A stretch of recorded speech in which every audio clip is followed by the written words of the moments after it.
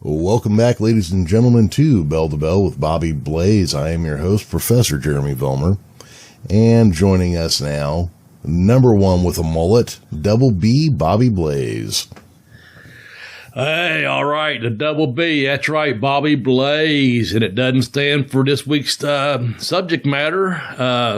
Bombs, bikers, Bruiser Bedlam, mayhem everywhere? I don't know. We're just saying. No, I'm glad to be back on the air with you, Professor. It's been a long week, man, a long week. God, yeah.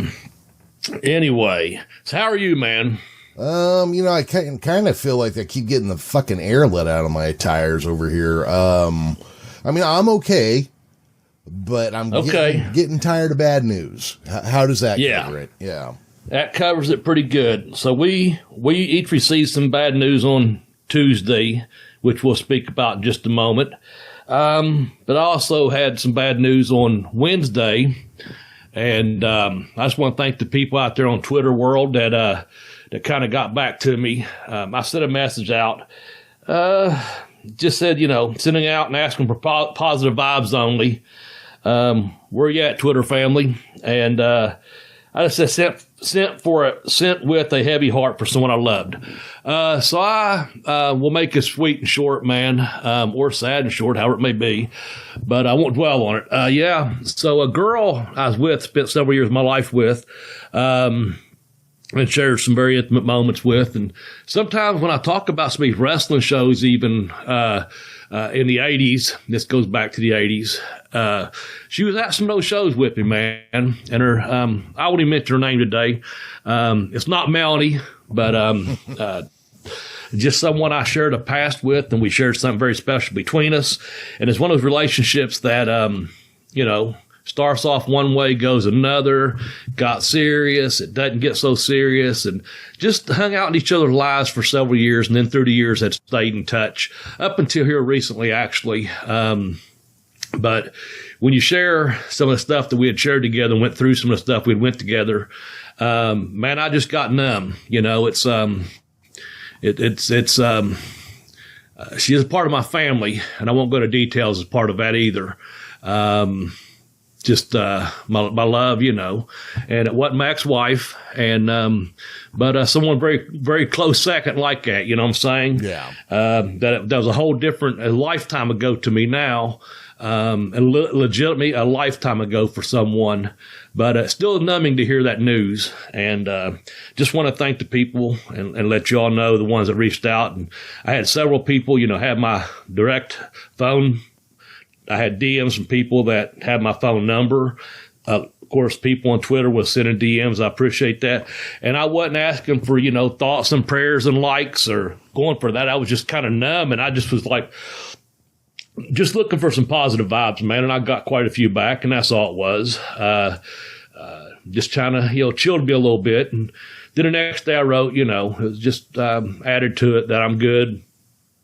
And, each night, I've been a little bit numb, during the day I'm good. I think about it and, let it reflect on a situation, a relationship. And, we had grown apart and we actually grew toxic for each other. You have so much fun with someone. Sometimes we ended things because of that. It's like, we just too much alike, too hard headed, not wanting the same things, whatever. But anyway, man, she passed away.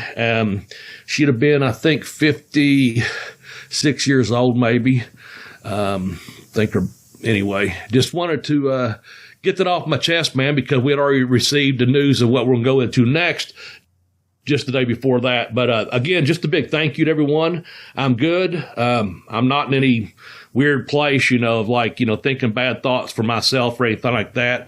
It was just numb to know someone you shared a moment with in your life was close to passed away. And also that person, when it's someone your own age, you kind of look at yourself like, geez, man, and I don't know any of the circumstances, nothing like that. I've yet to find out any of the great details. And I have connection to do so. I've just held off on doing so for personal and family reasons. So I'm letting them, her family, honoring the request to let them have some time to digest them themselves. And I'll be in touch with the people I need to be in touch with, probably, starting earlier this week, I would imagine. So we'll see. But anyway, thank you all very much. And now that that's out there, but yeah, okay. With that, let's move on. We got a big one. We got hit. That was on Wednesday. So I'm gonna back up here to Tuesday. I get a text. And I got a call concerning the other person. I prefer a call when something like that happens, but I got a text that someone told me they had some awful news. And I said, man, are you all right? You want to call? And I won't mention this person, just saying. And it's like, well, I'm working. I can't, but here's the news. And I waited a few minutes, and I was like, man, I need to call Jeremy on this one here to make sure. And I got word that our friend Nate Bush had passed away in his sleep. And I got that call about 2:00 on Tuesday afternoon. And I immediately called Jeremy, not to be a gossip or a rumor hound, but man, that's one of our friends and friends of the program. And we had gotten tight with Nate over the last couple of years. And, he's from the Wide Men Can't Jump podcast, but I've known him from, up in the ring at the ASW shows. And Nate just always had this, big smile on his face. He had that big beard, good beard, and always, just always good to me. He had an old soul, too. We were talking one time out back at the building about 3 years ago, and he named something, and I said, how did you even know that? And, being a student of the wrestling game, of course he knew it, because he said, excuse me, I said, man, that's something like the 70s. And I said, I think you're probably, because of the beard that threw me off, I said, you're probably late 20s, early 30s. How do you know that? He goes, well, I'm 28, actually. Thank you. And I was like, okay. Well, he passed away, he was 31. So I was kind of like, man, that's awful young. Said it was a heart attack. And no laughing matter, but every time Nate and I talked, I'd done this podcast, 2 weeks ago, and we were laughing and talking about the chips from up in Canada and Wonder Bars and big greasy cheeseburgers. And the last time I spoke with Nate in person was at that show in Beckley, and he was at our table in catering. He was Sigmund and Casey King and Daz, myself and a couple more. And that was really the time I got to speak to Nate there at that event, because he was so busy. And as you heard on a podcast, I didn't even know it then. In addition to some of the other stuff I saw him doing, he revealed to me he was also running Lawler's gimmick table, and his gimmick table was going nonstop. So I said, dude, you didn't have any time. But he actually spoke to my brother a lot, and my brother had met him in the past a couple of times. But that night he spoke to my brother and spent time with him more than he did me. And because of where my brother was seated at, and because of the time situation, I was in the back mostly, and Nate did get to come out front some to the, announcer's table. And he put my brother over how good a guy he is. And I said, yeah, you just don't even really know. But it's about a half an hour after I got that text, I got a call from my brother. Said, hey, man, you all right? And I said, I guess you heard about Nate. And he said, yeah. I said, I wouldn't even call you, because my brother, he's a chaplain, and he deals with death all day. I mean, he's a chaplain for hospice, Yeah. And so I was like, I wasn't going to bug you with it. I was going to text you later. So he goes, man, no, when something like that comes up and it's the wrestling community, something you and I both love, and it's the person we know, he said, do not hesitate to call me. And he had just seen it. I can't remember whose feed on Facebook, I guess. Well, it was everywhere within a couple hours. Yeah, it was everywhere. Well, he got to me within a half an hour of me getting a call, the first text. So, and I appreciate the person that sent me the text. They know who they are, and I understand the circumstances of not giving me a phone call. And I spoke to that person in person, and I thanked them and told them, totally respect you for taking the time to at least let me know. So that's no way a dig of like, you should have called me. No, they did the right thing, what they could, And as we speak, they're holding Nate's funeral today on Sunday. So just want to let y'all know he was a local radio personality out of Logan, West Virginia, all around good guy.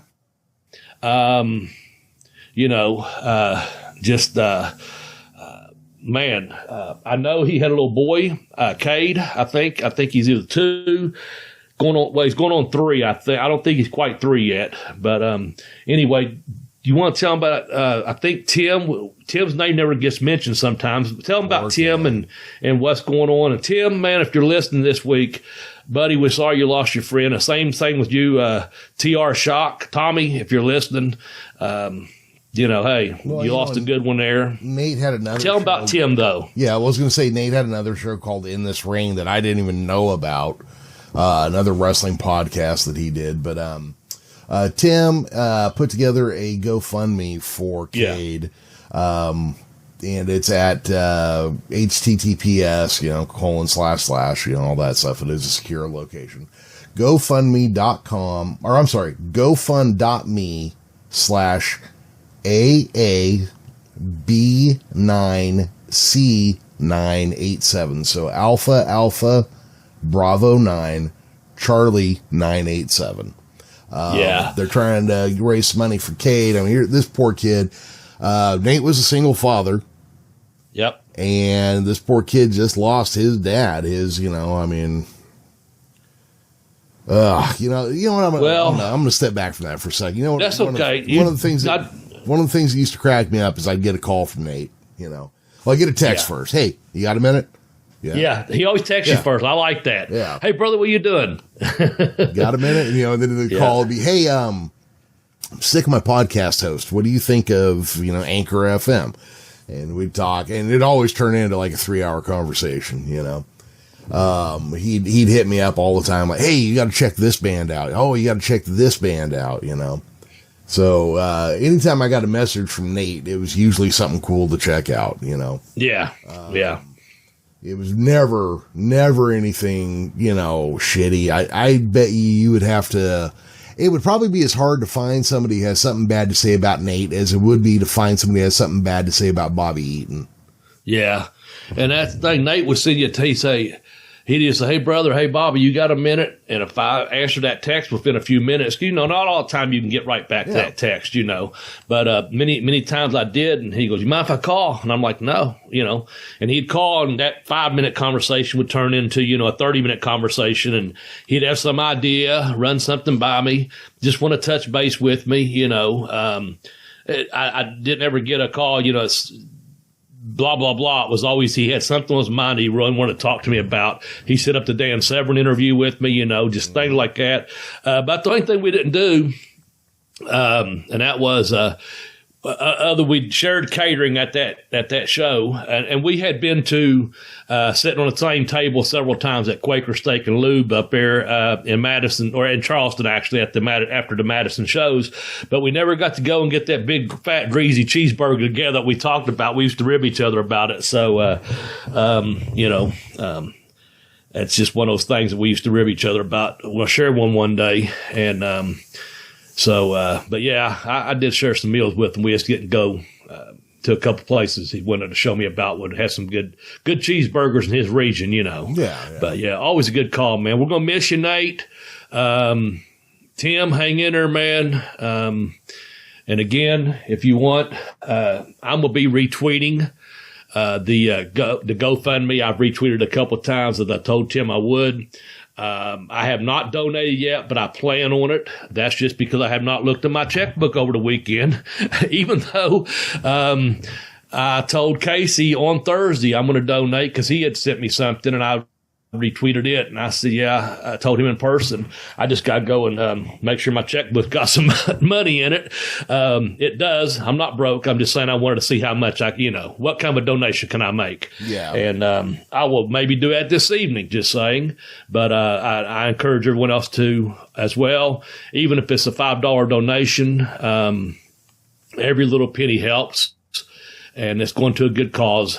His son, Cade, and it's for a trust fund, I guess, for when he gets a bit older in life. And maybe he'll, as he gets older, he'll remember through the years how good of a father he had. And we're going to miss you, Nate. So let's back off of that. And we got one more on this death sentence, fucking death walk podcast today. No, we're gonna cheer it up. So I got some funny stories to talk about and stuff like that.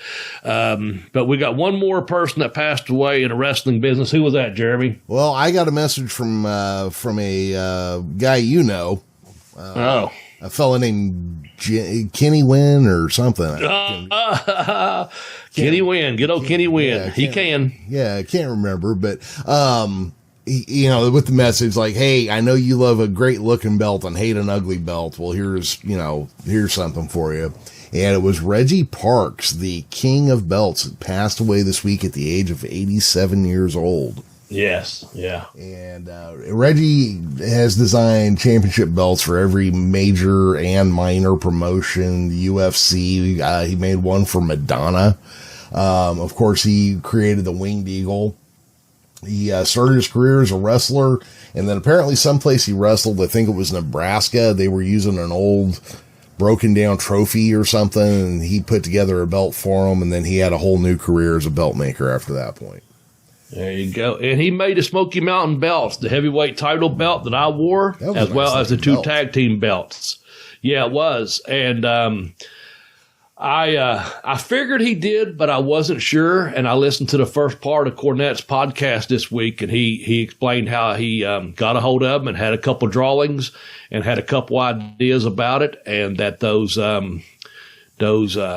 big fake diamonds came out of something his mother had at the house, and that's why it went to he put in the middle of the crown there those diamonds she had laying around forever, he said, and wasn't going to use them, and he had them, and put onto the belt as well, and that's why it has sentimental value to him, as it does me, but also the tag belts. He just sent a little sketch of what the plates were going to look like, and he described the kind of the gold. He didn't want it to be the shiny. He wanted it to be the little bit of, and he said red, just, and there's great belts. I saw the tag belts as well back in the day, many times. And so had a connection that way. And I'm sure through the years, every one of our wrestling fans has at least seen one of his belts, if not many of his belts, either at a TV, on a TV program that you've watched, or at the arena watching the matches, because he pretty much all through the 60s and 70s, late 60s, but 70s and 80s mostly, he made about all those belts. Oh yeah, well, it's what a career, man. In the late 90s, early 2000s, I think is when people started buying belts as like a hobby or whatever. And the first website I found was Reggie Parks. There you go. I just remember looking. Was that in a magazine or website? I found it at that point through a search engine. I'm pretty sure okay. That's how I discovered it. Okay. And that's back when you wanted your own copy of a title belt. It was like $8,000, and it was going to take you 16 months to see it. Yeah. So anyway, rest in peace, Reggie Parks. Mm-hmm. And while we're talking about the web here, let's give out our website, Jeremy. Well, how about that? Give me 1 second, because I did discover some happy news just now. Okay, what's that? Yesterday was Judo Gene LaBelle's 89th birthday. All right, man. One tough, mean Gene. Man, holy shit. Yeah, Gene LaBelle. Yep, so he's still out there kicking around. Yeah. And he's on our most legitimate tough guys list. I think he came in at number 6. And if you heard me say that, he'd probably whip my ass and move up to number 1. That's still available actually out there on the YouTube channel. The number 1 that we put in there was Ming. That has been deleted, but the other 9 are out there. And I think Judo Gene LaBelle came in at 5 or 6. So check that out at YouTube. Just type in Bell to Bell Blaze podcast on the YouTube channel, and you'll see some really good footage actually of Gene LaBelle. And I think what's his name, Chuck Norris tells a good Gene LaBelle story as part of that video. Yeah, so, Gene, a legitimate badass and a pro wrestler. Yeah. His brother Mike ran the LA office for between his mom and his brother. Yeah. But they'd call Gene when somebody was going to fuck him on something. They'd call Gene in to straighten the shit out. And was it Bearcat Wright wasn't going to drop the title, or somebody wasn't going to drop the title. And for WWA or something. Yeah, and they called Gene in, and the guy's like, all right, fuck it. Here, just take your belt. I'm out. Yeah, mail it in. Yeah. Mail it in. Mail that match in. I'm going back. See y'all later. Yeah. Yeah. So that being said, let's get on to our websites and whatnots. Yeah. So we got a bell-to-bell-blaze.com site, got a merch store. Jeremy's got that up and running. You can get the Bobby Kingslayer Blaze t-shirt on. You can get the Pin Me, Pay Me t-shirt on there.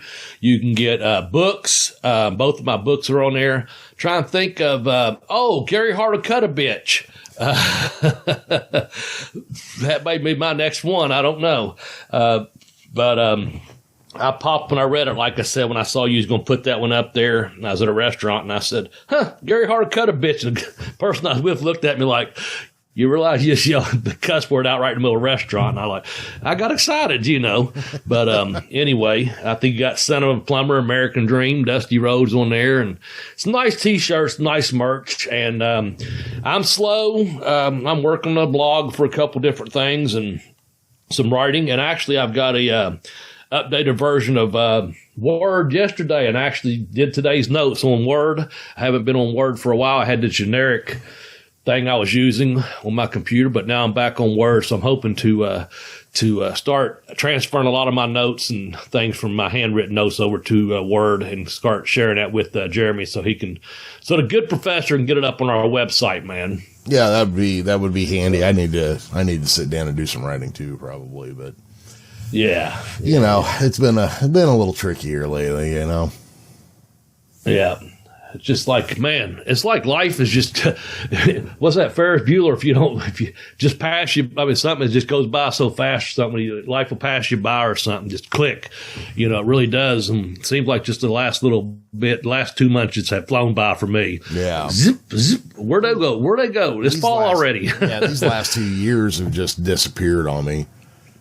Yeah, well, I wasn't going to go to great detail, but yeah, it's actually been about 2 years for me as well. It's just been kind of like, I think it's the world stopped, for a while, and then it started spinning again.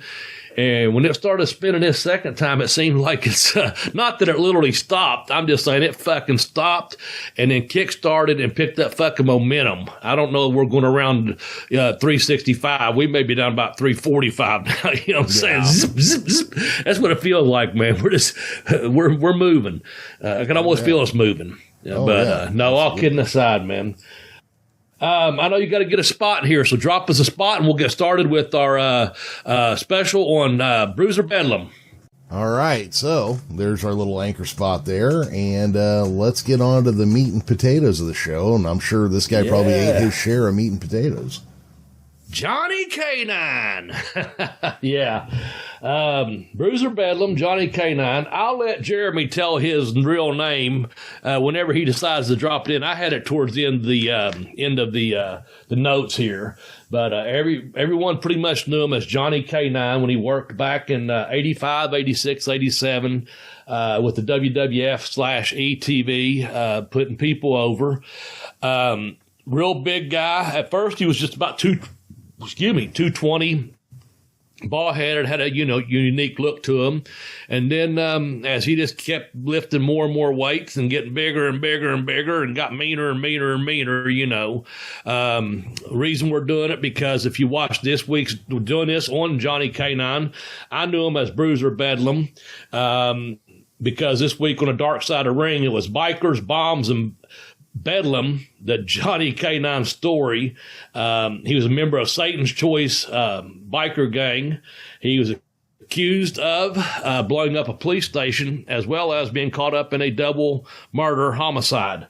So we're just going to kind of talk about him a little bit here. The notes may go a little bit here and there and everywhere, but I got a few stories I think y'all appreciate about Bruiser, and a couple times I hung out with him. And the first time I met him, I'm just going to share his very first story before I even look at any more notes so I can get this one out of the way. He come in to do TV for Smoky Mountain Wrestling. Cornette had met him up in, I think, at a show up in Detroit, because I ended up going up. I'll tell you about that later. And thought he could do something with the guy. And, of course, corny, being as creative as he did, came up with the, tough-looking dock worker, money collector, whatever, Bruiser Bedlam. And he came in, and it wasn't too warm out. It wasn't summertime. And he drove in a Jeep with the top down and had on flip-flops and fucking tank top. And it didn't stop there. I don't know if it's fall or winter, but every time I saw him after that, he's still riding around that damn Jeep with flip-flops and a tank top on, no matter how cold it got. Even if it's snowing, he was out riding that damn thing. That's just the way he was, man. And so I met him in the back, and this was the first time I met him. And we was going to do a TV taping, and I was going to be his first TV match. And so anyway, he's standing there. It's Ricky and Robert, myself, and I told this on James' shoot interviews just a few weeks ago when he brought up several names, and this was the one story I shared about Bruiser. And so he wanted to do this thing where he could catch me off the top rope and into I think to a power bomb, and then he was going to give me the old geezer to the goozer to the gut and put the claw on me, the old not the Von Erich claw on the head, but on the clutch, the belly claw, yes. So we're standing there, and Ricky and Robert, he had a good demeanor. He was happy as hell to be there, man.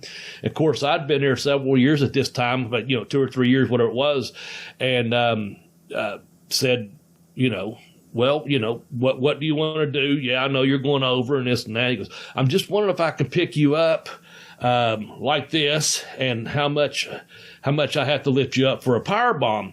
So he's in the middle, and Ricky and Robert on each side, and I'm like, well, I don't know, just kind of pick me up here, man. Like I said, the mood's real relaxed, and Ricky and Robert I had always teased around and goofed around anyway, whether it be someone new or not. But them guys have been together so long, they pull ribs and this and that, and I've seen them do it, and kind of been a part of one here or there. Well, anyway, Bruiser, I bend over like I'm going to get a backdrop, and we're in the arena, and it's got a concrete floor, and he picks me up, and as he does, I crunch up so he can do like kind of a power bomb position. So I'm up with basically my nuts up in his face, and he says, now what I'd like to do is, and he swung me back down as he did, and as you said, king of the mullets here, my hair brushed the concrete floor, and I just reached down, and I went like that and hit this floor when he brought me down.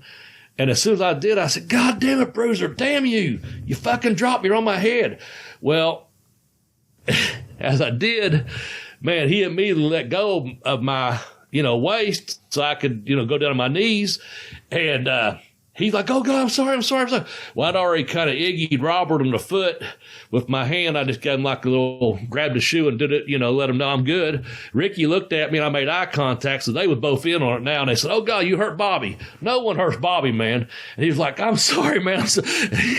I'm like, man, what the fuck is wrong with you, man? I said, it's a fucking work. But I felt the demeanor, man. You got this big bald-headed guy that has this big cut of hair just curled up in it, and this mustache, and he's standing there, no shirt on, big tattoo, true to the crew that he had gotten. Apparently with the gang he ran around with, he had gotten that. At first I thought he told me he got it in prison, but he may have got it after he got out of prison. But either way, it's one of those things where if you told someone you were going to wear that tattoo, and several of them got it, 6 or 7 of the guys, I guess, in his gang, they got him, and of course, that's permanent ink on there. It wasn't magic marker. Right. But, man, we all had a big laugh about it, and that eased the tension of everything. But I'll say this, in the match, we had a nice little put-together match. Cornette was going to manage him. We got to the ring, and to this day, I couldn't tell you if he said duck or not, but we were wrestling. I was wrestling around him, doing my baby face shit so the big guy couldn't catch me. Anyway, he finally caught me, and man, he glommed me right in the jaw. It about broke my jaw. He just swung back and hit me, and I went straight down like a wet noodle, man. And as I was crawling from one turnbuckle to the other, like shaking my jaw, because I was trying to get to the finish at that point, and he goes, didn't you hear me say duck? buddy, I hear shit. I'm just trying to get over here to the rope.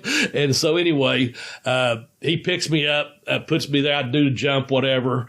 Cornette's looking on like, what are you doing all this for? It's just going to be grab you in the gut, Anyway, I jump off the top rope. He catches me, does the deal. I go down. And of course, he submits me with the claw to the stomach there. And, I was like, man, so that is one of the few nights you've heard of the infamous Flop House in Morristown, Tennessee. I wasn't a regular guest there, but I stayed there several times. And on that particular night, I stayed there, and Bruiser and I followed him, and we stopped and got some food, and we hung out in the front room because that's where he was sleeping at the time. I was just over on the floor. He was on the floor, and I didn't want to get a hotel that night. We hung out talking, and I can't tell you how many times he apologized to me for hitting me, but every time he did, he kept saying, I did say duck. And I said, man, I am not disputing it, man. It's all good. You didn't kill me, but I didn't hear him say it. But he was a sweetheart of a guy to hang around with. And I know I'm talking about a potential double murder suspect here, just saying. Just one of those funny things where he just really wanted to get off the boys and stuff. And that's kind of my first introduction to him. And we're going to share some more stuff. And I'm going to I'll go back to a couple more stories I've got to share with you, Jeremy, that took place. But let's go on to some facts here about some of the stuff that came up with this dark side of the ring. You want to lead us off these particular notes that we've got here in any order? Yeah. So I kind of crowded my notes here. So Bobby, feel free to stop me at any point. Yeah. I did not. Okay. So because you worked with this guy, I did not watch the episode. I did very quick research on him because I kind of wanted you to guide me through this episode. Yeah. So I'm just going to kind of start hitting some beats about his career. You feel free to steer me in another direction as we go. Okay. Yep. So he was discovered, working as a bouncer at a bar in Canada. But I guess like at this point in his life, he was already starting to get into, weightlifting and lifting heavier weights, but he debuted at Stampede Wrestling. He did several independent promotions up there, like Grand Prix and the Maritimes and Superstars Wrestling. He did briefly get a win down in Tennessee over Lawler for the AWA Southern title. Let's see. Canadian journalist Adrian Humphreys called him hugely entertaining and a dirty fighter whose antics made him a natural heel. Why is a journalist throwing that word around? I don't know, but he was an entertaining guy. He liked to be in the back, especially. He loved to get over for the boys, and when you watch this dark side, apparently he liked to impress the other bikers as well. Made an instant impact, when he started getting into that kind of a lifestyle. And yeah, he was a very accomplished weightlifter as well. Just to go back a little bit, when we talk about him doing the TVs for WWE back in the late 80s, at sometime around 89, 90s, he started getting really, really, really big. Just a big barrel chest of a guy. He bench pressed, I think it was at the time, I know it was at the time because it was in Muscle Mag International. I think he done like 635 pounds or 665 pounds. I know that's a difference between 30 pounds there, but at that time, whatever it was, 635, it was a Canadian bench press record. And man, he just had, like I said, a big old barrel chest and cannonball shoulders and the bulging biceps. And man, he tell you what he did for me. Just kind of, this goes right along. Here's one of those stories there. Like I said, accomplished weightlifter. In fact, that he told me he was in on a gym or owned a gym, but he may have just had a gym. Once you watch this dark side, he may have just had a gym that he'd go and collect some money from every week or two. You know what I'm saying? Yeah. He might have been protecting a gym. Either way, he mentioned a gym up there. And anyway, the first story I'll share with you is we were coming to Ashton. Smoky Mountain was going to be in Ashton, and Cornette was going to manage them. And I asked him, I said, Bruiser, I said, man, I go to this YMCA. How much would you charge me to come in and do a bench press exhibition? Because I'd seen him in a gym in Morristown, which I'll tell you another story about that in just a few minutes or whatever.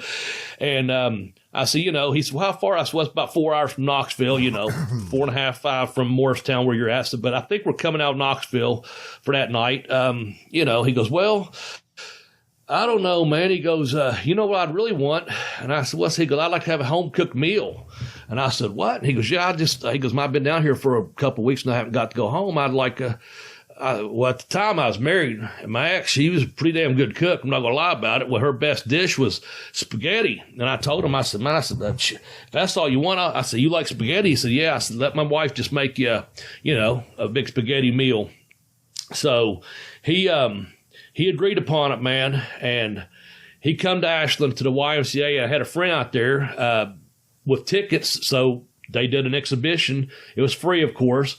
And Bruiser come in and just demonstrate those benches over there weren't made for powerlifting. They were just made for general public off the street lifting weights, So he couldn't put too much weight on the rack there. But he loaded up 500 pounds and, done a couple reps with it, which is pretty damn impressive, And he done it more than once. He'd done it and waited a little bit longer and talked to some more people. And entire time, my friend was there holding tickets at, like $10 a pop or whatever. We sold 15 tickets, man. That's pretty cool, And, of course, I slid him a couple dollars there, duped him some, even though he didn't, that wasn't his agreement. But we did sell some tickets to add to our show. We were drawing really good here. Now, it wasn't selling out or hanging from the rafter crowds, but it's good crowds.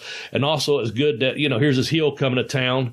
They didn't have Smoky Mountain TV here, so they didn't know who the hell good guys, bad guys was. They knew I was a baby face from here. And the way he was around people, naturally entertaining. He had that weight room, telling a few jokes and just over warming up and done a little exhibition. And then the arena, the Armory that night, I brought him in, man, a big, nice double serving of meat, meat, spaghetti, big side salad, garlic bread, and I brought him a couple 2 liters down there and he had his meal, man. He was completely happy with that. And just really a good time. And the people at the I talked about when I got back there on that Monday or Tuesday morning, whenever we got to, I was like a Saturday night town. And I still do like a Sunday show.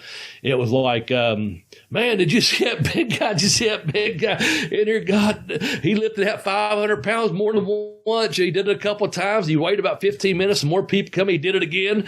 And they just couldn't believe it, And I said, well, that's light for him. He's a 600-pound bencher, I said, them benches, that's what he told me. So I don't think them benches would have held 600. And I said, no, they're not powerlifting benches. But so anyway, keep on going there through his career. Name for Dick the Bruiser is what you come up with. So Jim Cornette, the Bruiser part. I did find a quote in there that Jim Cornette thought the name of Johnny Canine sucked. And he was, and Cornette will admit he was a big Dick the Bruiser fan. So he's like, this guy looks like a bruiser. Let's name him Bruiser Bedlam. Yeah. And then I thought this was kind of interesting too, is that Cornette's been asked a few times about whether he knew about Bruiser's more seedy activities. And he basically said, well, I knew he had something to do with it, but I didn't think it was anything, like severe. And I believe in the actual quote, he even says he doesn't even believe the murder charges that would later come against him. Yeah. That's right, folks. This story gets wild. It does get wild. On the show, they interviewed his wife, ex-wife, I guess, Tracy Edwards. They had married in 1993. She was an exotic dancer, stripper, whatever, however she said it on there.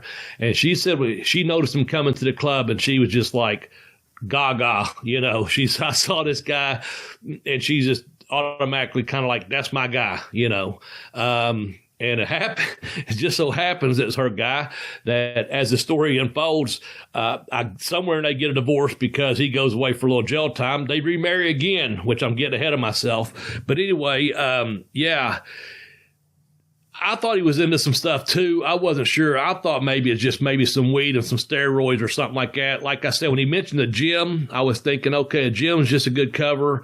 Again, coming back with maybe he, had a part of a gym, and maybe that's a place where, he did some side businesses, but on the, so on the dark side there, he, is accused of blowing up a police station. Okay. So that was like so that's where, as Tracy said on the show, he fucked up. He knew he fucked up. And that was kind of her words on the program. But basically, it was the police station bombing. Now, I'm not trying to defend anyone, I'm not a lawyer, not trying to prove anyone guilty or innocent of charges, but basically, he was told it was going to be a strip club. That's what the bomb was being made for. And him and another guy, apparently, they sincerely thought, not that you can go around blowing up strip clubs, guys. Just saying, apparently, there's more severity to blowing up a police station than there is to a strip club. But under the pretense that that's where they were going to put the bomb off at. So I guess in the 2000, he got a sentence of 33 months, but he got out in 2 years. Of course, he'll eventually go back, but he got out after 2 years of that because I don't guess that stuck because a couple other people, I guess, took the rap for the police station bombing because he was, like I said, it's him and another guy. They pretty much did not know. They knew it was a bomb. They didn't know it was going to be, let off or blown up at a damn police station. Right. So there's some technicalities there, if you will. And so, anyway, that's just kind of what kind of crazy person you. Like I said, if you've known this guy in the back, Jeremy, I mean, just a good-hearted, big-hearted, big laughable. Had to be the. He didn't care. He didn't care if the joke was on him or if he was telling a joke. He just jolly and glad to be there. He was glad to be one of the boys. He loved the wrestling business. He's just glad to be one of the boys, man. Yeah. So anyway, so I think he did 20. Let's see, what was that? So he had 24 months of that, man. And in the meantime, the ex-wife, she goes out to British Columbia. And when he gets out of jail, he follows her out there, and they remarry, as I mentioned. So once again, she says he had told her all these different things on the phone, I guess, and she was like, well, I'm trying to better myself and, do things the right way. So as soon as he gets off the plane, she's like, I knew right then, and that's her guy. And so they went and got married again, and again, when you watch the episode, you can see it, because you can see her reaction. You just tell like she's in love with this guy, psycho, biker, wrestler, drug dealer, whatever. That's her guy, man. Everybody's you have to admire that. Everybody's got a type. Everybody's got a type, like I was talking about earlier, man. That's what's happened. Yeah. But anyway, so go on from there after Cornette thought it wasn't. I'm not so sure either how that, whole deal went down on the bombing. Just kind of throwing that out there. Once you watch the program, you'll see. And I guess that was done when he was in Satan's Choice Biker Club. And when he got to the West Coast, she said that, they was going to start new, start fresh, and he was going to try some acting. She said, why not give that a try? And I guess he wasn't real good at it, according to her. It showed a movie clip of him throwing some people around. I don't know how much, if any, movies he did that made it, as far as maybe his background actor or something. But anyway, he was doing good, supposedly. And this is around 2006 or so. Apparently, he ran into a Hell's Angel and to another gang member from the UN gang. And she said he tried to hide it from her for a while, but he was starting to get back into that because they had remarried at this point, and he was trying to, try to get shit together. Yeah. But he was back into the old biker gang thing. And next thing you know, and you can turn your head all you want, and you can try to hide this from the other person all you want. But when you start moving about 20 or 30 grand of weed a week, you're making some serious money, And so he was affiliated with that UN gang, I guess, at that point. I don't know if he was becoming a disciple of them or if they was, if he transferred in or if he's still a part of Satan's Choice. I think the UN must have had several affiliate gangs, and maybe the Satan Choice one of them. And so he was kind of, godfathered in, whatever that's called there, brothered in or whatever.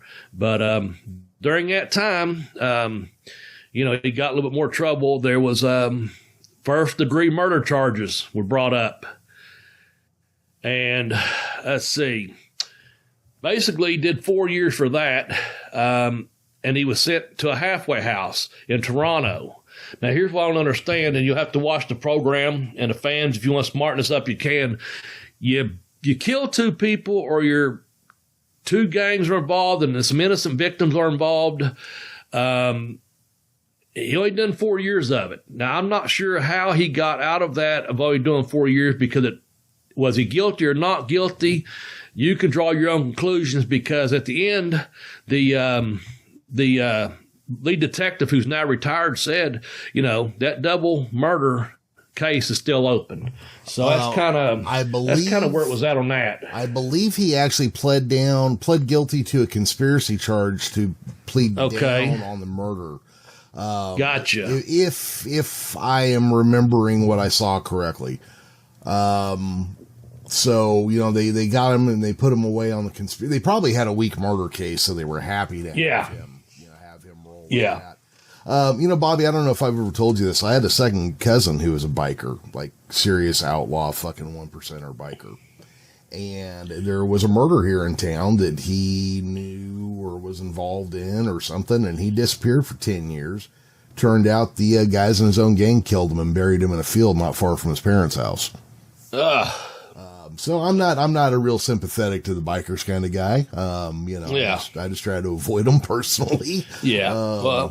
But here's the thing, man. You get into this shit where you're slinging and you're making money. I mean, I think you said in here somewhere that he was moving tens of thousands of dollars a week.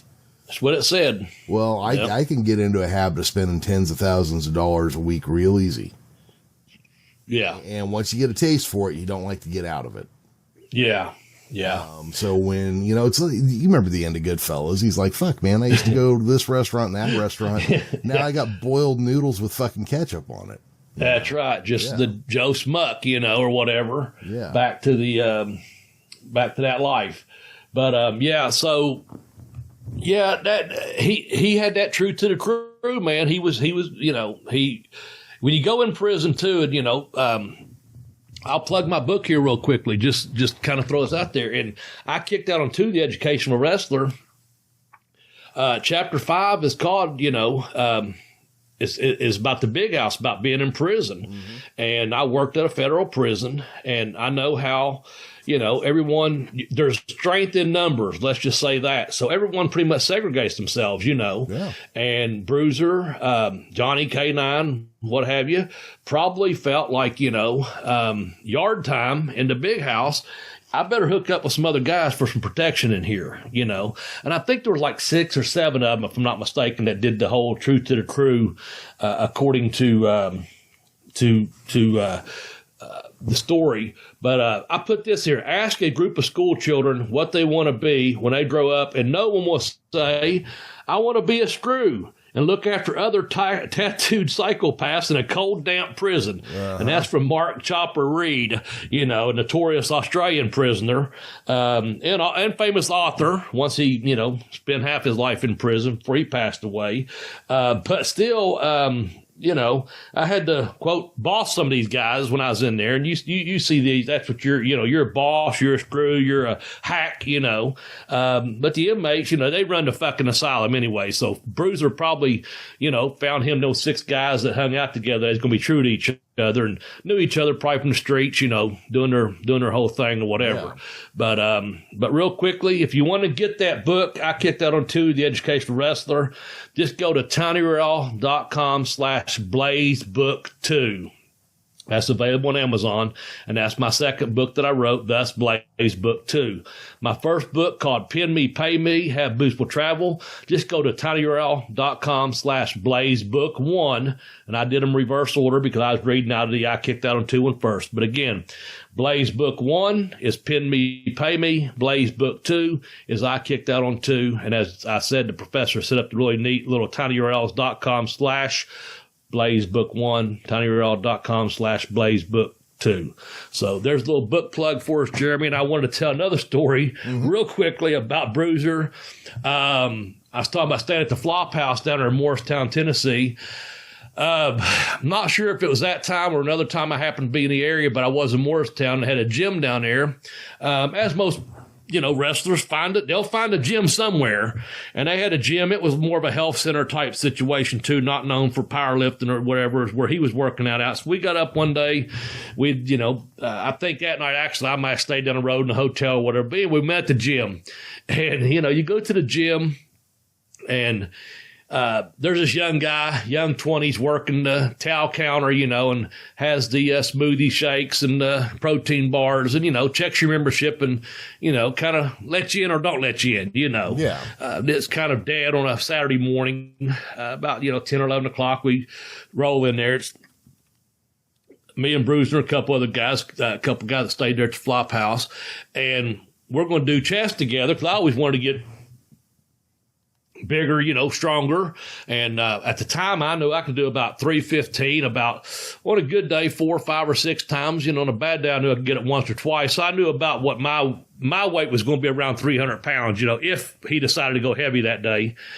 And if not, I could do the 225 and do reps or whatever, So I felt comfortable working out with him because we're going to do some chest and arms. And he said, well, I always do chest heavy on bench press only. Everything else, Bobby, we're going to be real light. I'm like, okay, good deal.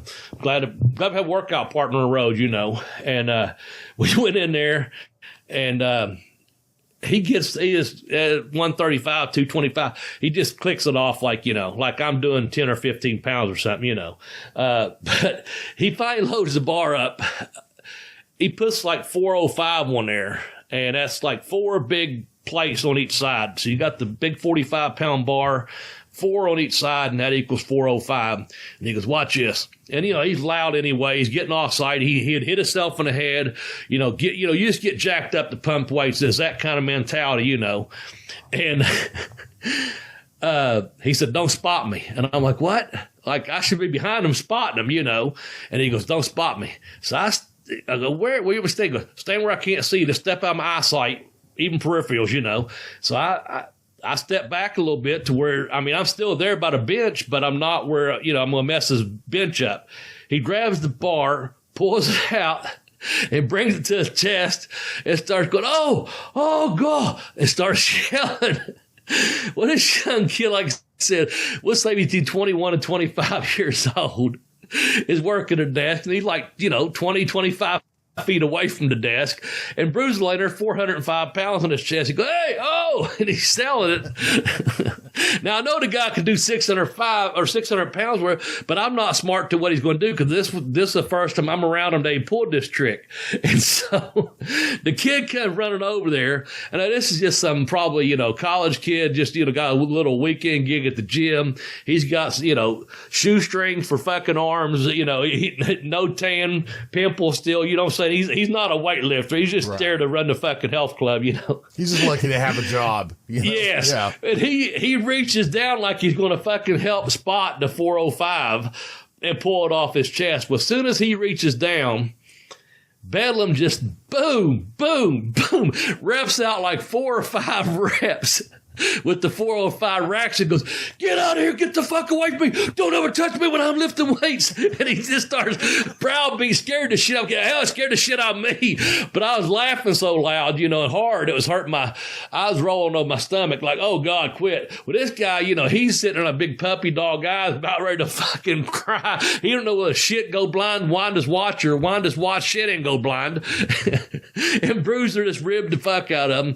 And he stops, he goes right from being, get the fuck away from me, don't touch the weight, whatever. He went from that to, hey man, go over there and get you a smoothie, have it on me, I'll pay you on the way out, it's all good, thanks for having a fun time, thanks for making us laugh, we needed a good laugh, and went right back to his routine. And on the way out, he went over and bought the kid a, milkshake smoothie or whatever, they did the protein shakes, bought the kid a milkshake. So I'll see you around, kid, whatever. It's just one of those things, you have to be around someone that damn crazy, to pull that kind of stunt. But that's the kind of stuff, I see them do in the gym and stuff like that.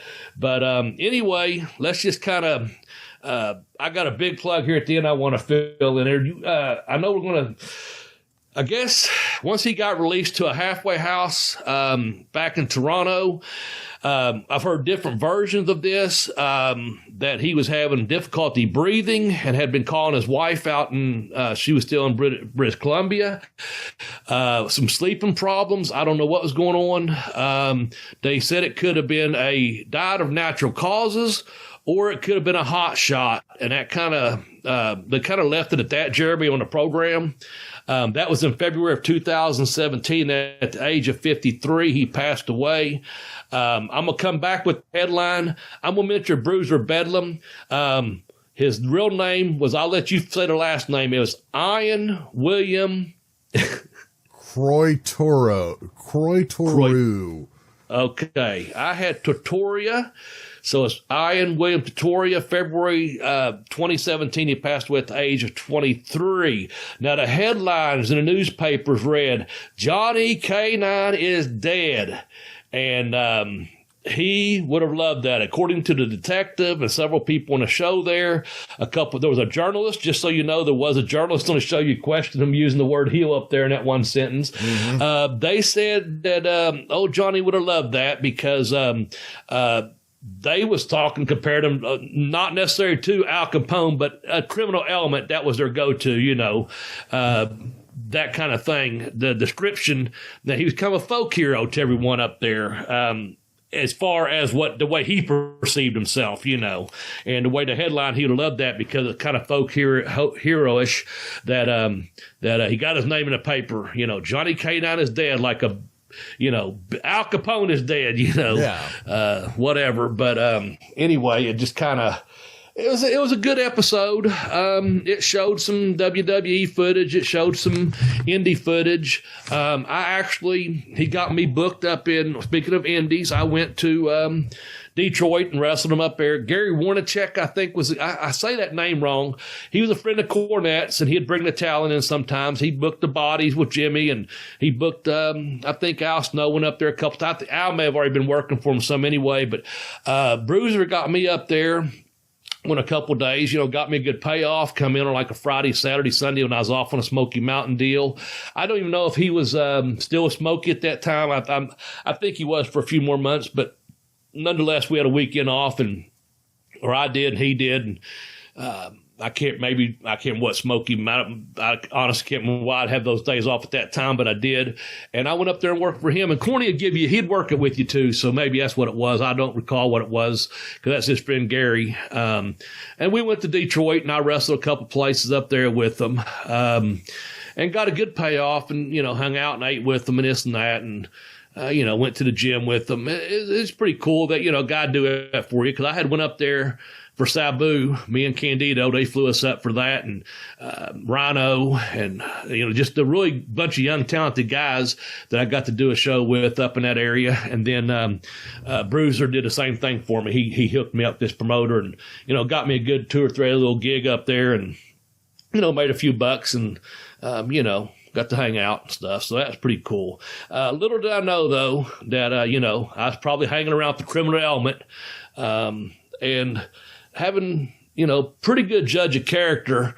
You're in the back with someone, talking, hanging out, like I said, even sleeping in the same room, and, being in a gym together and eating together and things. You sense there's something a little bit off about this guy that, hey, he just, he's got his own shit going on, you know what I'm saying? But you know what? I don't want to know about his own shit, I don't, it's not something you just ask about, it's like, hey, by the way, Bruiser, Johnny, could you do me a favor? No, it wasn't that. It was just, you ever kill anybody before, Johnny? Yeah. No, you just, one of them things, you're just like, you just kind of, you feel them out, and you're like, this is probably off limits. We're just going to talk about wrestling and weights and women, in fact, he asked me a couple times to go to strip club. I'm like, nah, I never was at, well, I shouldn't say wasn't. I've been in my share of strip clubs. During that time, I wasn't going to strip clubs. That just wasn't, several years in a row, that just wasn't my thing, because I was trying to make money, and I'm like, they're working you, man. I've been worked. I don't need to be worked anymore. I'm working to make my money, and I'm not I'm not Johnny Innocent here. I'm just saying during that time. But I know he went to a few of them in Knoxville. I had been to a few there too.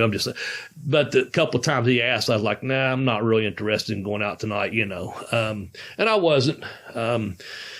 But yeah, to me, he was always a good dude. It's kind of like what Cornette said. He had a hard time believing some of that. The facts are the facts, man. And that's that. You got anything else to wrap up with on Bruiser Bedlam before we move on? But he sounds like an interesting character, and kind of sounds like one of those guys like you maybe wouldn't want to bump into. And he sounds like he had two completely different personalities. Sounds like there was double life, man. Yeah, there was gangster Bruiser Bedlam or Johnny K9. And then there was fun guy to, hang out at a wrestling show and go to the gym with Johnny. Yep. Yeah. That's what it was. Like dual personality, maybe two different lives, two different lifestyles. But anyway, it was this week's Dark Side, Bikers, Bombs, and Bedlam, the Johnny K9 story. That's just the way I interpret it. And I've shared a few stories with everyone. And that's our podcast that we can, put our twist on things. Jeremy, I got to get another plug here if you don't care. Go right ahead. I know you got to drop a Time Warp commercial in later on. Before you do that, I just want to remind people on November 6th, Bluegrass Wrestling Con is going to take place in Ashland, Kentucky at the Highlands Museum. Now, I've got a couple new people to add to this. You're going to have a lot of WWF superstars and up-and-coming local wrestlers. We got some people from the FTC camp. We got some people from Art of Grappling School going to be there. I think we got some students coming in from Chance Profits, Body Slam Academy coming in. In addition to, listen to this lineup, man. I mean, you got The Godfather, Lex Luger, Billy Gunn, Coco Beware, myself, Stan, the Man Hansen, and also Magnum TA. Now, those have all been confirmed. And one sponsor is bringing in Rhino. That's pretty damn cool. Rhino's going to be there. Mm-hmm. I just got word this week. In addition to Gail Kim, we have another female going to be there, and that is WWE Diva Jillian Hall is going to be there. And I got to see Jillian a couple of times this week at the training academy as well as in the gym. She was tearing through some cardio, and let me tell you, she can still go. And I'm sure that the Bluegrass Wrestling Con is glad that Jillian Hall has decided to come and take part in that, because they were trying hard to get her to be a part of it, as she's one of the biggest female stars in this area from TV, and.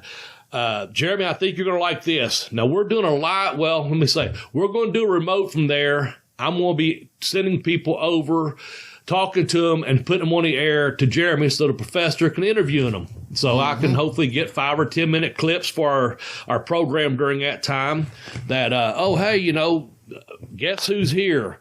And you're going to say, who, Bobby? I've seen the list. And I'm going to surprise you, because I got someone I didn't mention last week. I just added Jillian.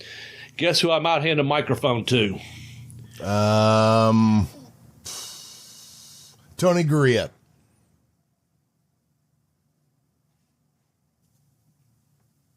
You're dropping out on me. I think you dropped out on me. Oh, well, I'll drop right back in and tell you, hey, Professor, guess what? Here is Jimmy, the Mouth of the South Heart. That'd be pretty cool. Yeah, that would be real cool. Say, yeah. He has agreed to be there. He confirmed this week. Again, the ones I'm mentioning, there was 25 vendor tables. They've all been sold out. So different people would be bringing in people. These are the ones that I'm allowed to mention because they have been signed to a contract.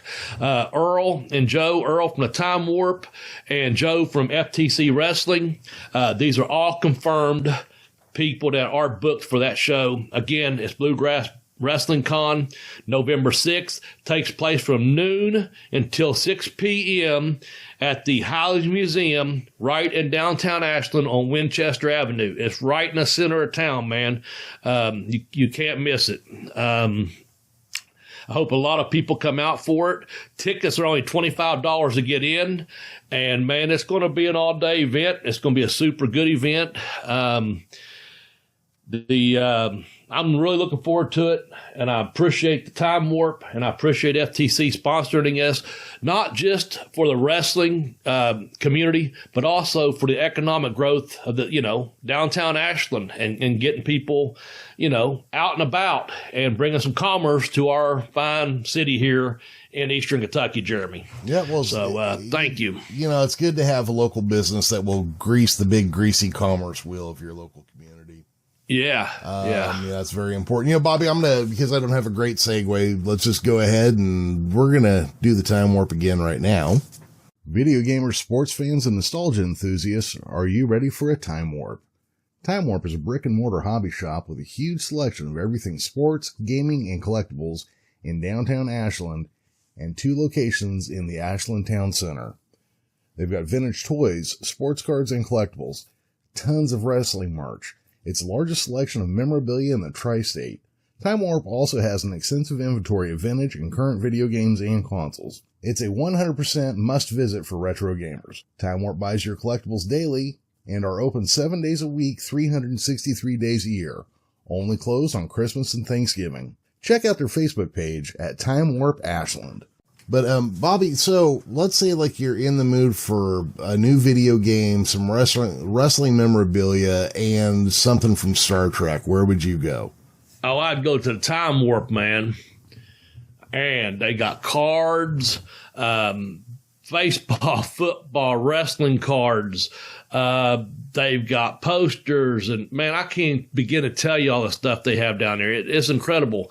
They've got on 16th Street, right, not too far from the Highland Museum. They've got the original brick and mortar Time Warp. That's the original store right downtown Ashland. Down at the Ashland Town Center, they have 2 locations in the town center. They got a little kiosk out there that has just a bunch of memorabilia, as much as you can get to a little kiosk, and they'll also direct you to the main store, which is right down the center of the mall. And man, they've got everything. They got Star Wars, Star Trek. They've got it all, Jeremy. They've got costume stuff. They got tons of autographed stuff from famous people. You can pick up an autographed Bobby Blaze book there if you want to, But no, they've got stuff for collectibles, and it's for any gamer too. If you like old time vintage games, they've got all those. I don't even know what I got. It's too much for me to tell you because they got it. The inner geek in you would be down there going like, man, Bobby, I can't believe you can't recall this stuff, and because it's too much. They've got a little bit of everything, man. They really, really do. No, that's right up my alley. Like I've said before, I used to have a used video game store at one point. We started dabbling in Star Trek stuff and this, that, and the other at the same time. So it's absolutely right up my alley. So again, on the eventual Bell to Bell with Bobby Blaze world tour, that will also be one of the stops along the way. It won't be much fun for you, but it will be for me. No, it will be. They got video games. Man, it's just it's the best, largest selection of memorabilia in this tri-state area, man. That's all there is to it. It's got, if you're a retro gamer, go to it. If you like new stuff, go to it. As I said in the commercial, man, they ain't closed 2 days a year, and that's Thanksgiving and Christmas. So, you got another 363 days when you can come to Ashland, Jeremy, and bring your entourage that you can go down there and visit, man. I know Earl would love to have you to be a guest at our city, and come and visit his store. So, yeah. Come on out here, man. Head east, boy. Yep. Well, if everybody's quit taking the times off that I want to go do that, we'd be on it already. But yeah. All right, man. We need to wrap things up once again. Dedicate this show to Nate. rest in peace or rest in power, Nate. You will be missed, man.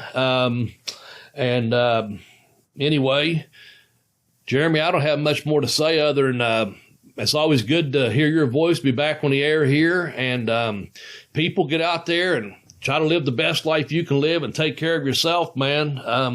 Do the best you can, and hopefully that's better than a cold boot in the ass, Yeah, and better than a poke in the eye with a sharp stick and all of that as well. Well, everybody, let's see here. For the irreplaceable Tex Johnson, myself, Professor Jeremy Vilmer, and Arn Anderson's favorite enhancement talent, Double B Bobby Blaze. Bye-bye, everybody.